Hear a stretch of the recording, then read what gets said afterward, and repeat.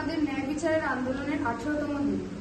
আজ WBJDF এর পক্ষ থেকে আমাদের নির্দিষ্ট 5টি দাবিকে সামনে রেখে যে গণকনভেনশন মেডিকেল কলেজ কলকাতায় আয়োজন করা হয়েছিল, তাতে সমাজের সর্বস্তরের মানুষের সার্বিক উপস্থিতি আমাদের এই বুঝিয়ে দেয় যে আন্দোলনের আগুনকে বড় সহজে নিভিয়ে ফেলা যাবে না।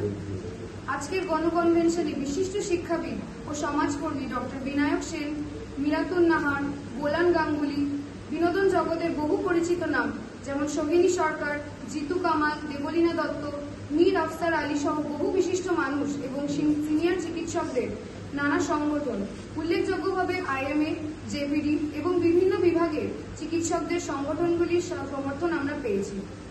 আন্দোলনের শুরু থেকেই সকলের সমর্থন আমরা পেয়েছি এবং আগামী দিনেও সকলের স্বতঃস্ফূর্ত সমর্থন আমরা চাই। এছাড়াও আজকে ঘটে যাওয়া দুটো ঘটনাকে আলাদা করে আমরা উল্লেখ করতে চাই। প্রথম ঘটনাস্থল RG কর হাসপাতালের মানিকতলা হস্টেল। সেই হস্টেলের আবাসিক প্রথম বর্ষের ছাত্রদের আচমকাই কিছু সিনিয়র ছাত্রেরা এসে একটি সাদা কাগজে সই করার জন্য বাধ্য করতে থাকে, এই বলে যে এই সইগুলি নিয়ে তারা আন্দোলনকারী ছাত্রদের বিরুদ্ধে মিথ্যে পুলিশি অভিযোগ করবে।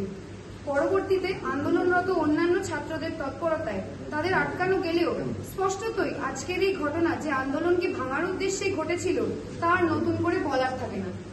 কলেজ প্রশাসনকে বারংবার জানানোর পরেও এইভাবে যে ভয়ের পরিস্থিতি এখনো RG করে রয়েছে, এই ঘটনা তারই প্রমাণ। দ্বিতীয় ঘটনাস্থল নীলরতন সরকার মেডিকেল কলেজের আউটপেশেন্ট বিভাগ। সেইখানে নাক কান গলা বিভাগে কর্তব্যরত মহিলা কর্মীর ওপর সুপরিকল্পিতভাবে হামলা করা হয়, যা কিছুক্ষণের মধ্যেই জুনিয়র ডাক্তার ও পুলিশের হস্তক্ষেপে সামলানো গেলেও আমরা আশঙ্কিত এই ভেবে যে এই ঘটনা আবার হয়তো ঘটতে চলেছে।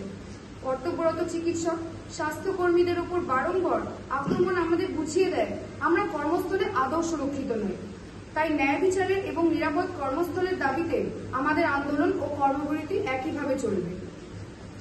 আগামীকাল 27শে অগস্ট একটি নবান্ন অভিযানের ডাক আমরা বিভিন্ন গণমাধ্যম থেকে শুনতে পাচ্ছি। আমরা WBJDF এর পক্ষ থেকে স্পষ্টভাবে জানিয়ে দিতে চাই, এই মিছিলটি আমাদের ডাকা কোনো কর্মসূচি নয়। এই মিছিলে আমাদের কোনরূপ অংশগ্রহণ নেই। আমরা আজকের গণকনভেনশন থেকেই আগামী 28শে অগস্ট একটি গণমিছিলের ডাক দিয়েছি।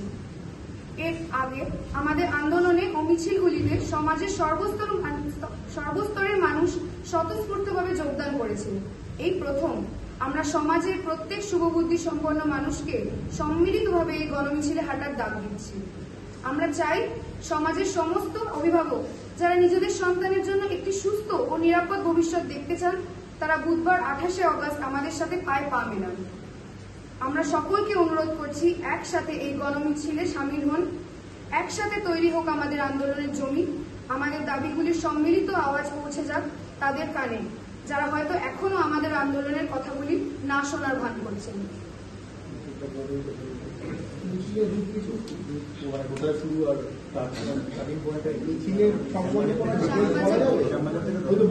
শ্যামবাজার থেকে ধর্মতলা।